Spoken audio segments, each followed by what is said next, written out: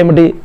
తౌహీదే ఉలూహియత్ అంటే అల్లా యొక్క ఆరాధనలలో ఏకత్వము కేవలం ఒక్క అల్లా తప్ప ఇంకెవ్వరూ ఆరాధనలకు అర్హులు కారు అని విశ్వసించడాన్నే తౌహీదే ఉలూహియత్ అని అంటారు. మరి తౌహీదే అస్మా వ సిఫాత్ అంటే ఏమిటి? తౌహీద్లో 3 భాగాలు ఉన్నాయి. దాంట్లో మూడవది తౌహీదే అస్మా వ సిఫాత్.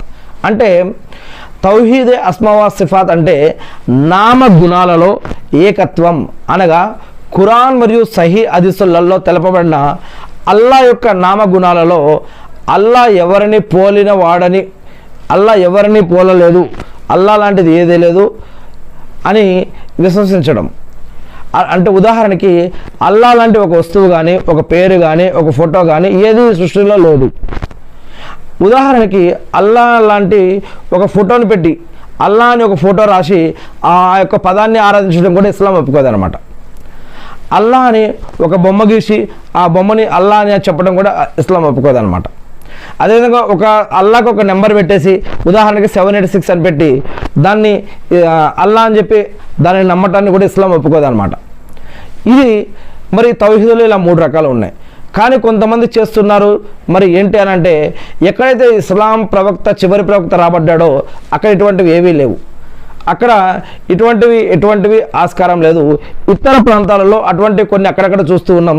అది మనుషులు చేస్తున్నదే కానీ ఎక్కడ కూడా ఖురాన్ కానీ హదీసులు అంటే ప్రవక్త ముహమ్మద్ సల్లల్లాహు అలైహి వసల్లం గారు కానీ అటువంటి పద్ధతులు చూపించలేదు, చెప్పలేదు అని ఇస్లాం తెలియజేస్తూ ఉంది.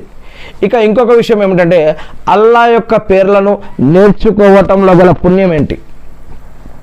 అల్లా యొక్క పేర్లు తెలుసుకోవడం, అల్లా యొక్క పేర్లని కంఠస్థం చేయడం, గుర్తుపెట్టుకోవడం, వాటిని ఆధారంగా తీసుకుని అల్లాని ప్రార్థించడం వల్ల మన యొక్క పాపాలు క్షమించబడతాయని, స్వర్గంలో ప్రవేశించవచ్చని, స్వర్గంలో మంచి మంచి స్థానాల్లోకి పోవచ్చని ఇలా ఖురాన్ మరియు హదీసులో చెప్పడం జరిగింది.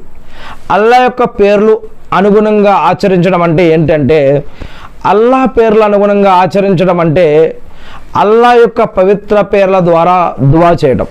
ఉదాహరణకి ఓ అల్లా నీవే అల్లా, ఓ అల్లా నీవు కరుణామయుడివి, మమ్మల్ని కరుణించు, వల్ల నువ్వు క్షమించేవాడివి, అల్లా నీకు క్షమించడం అంటే ఇష్టం, వల్ల మమ్మల్ని క్షమించు.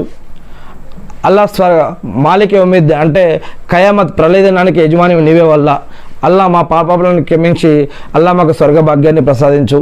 ఇలా అల్లా యొక్క పేర్లతోటి అల్లాని స్తుతిస్తూ, అల్లాని ఆరాధిస్తూ, అల్లాని ప్రార్థన చేసుకోవడం ఇది కూడా ఒక చిన్న ఎగ్జాంపుల్ ఇవ్వడం జరిగింది అంతే. ఇక దాని తర్వాత వీటి అర్థాన్ని తెలుసుకొని ఈ యొక్క పేర్ల యొక్క అర్థాన్ని తీసుకొని వాటి ప్రకారం జీవించడం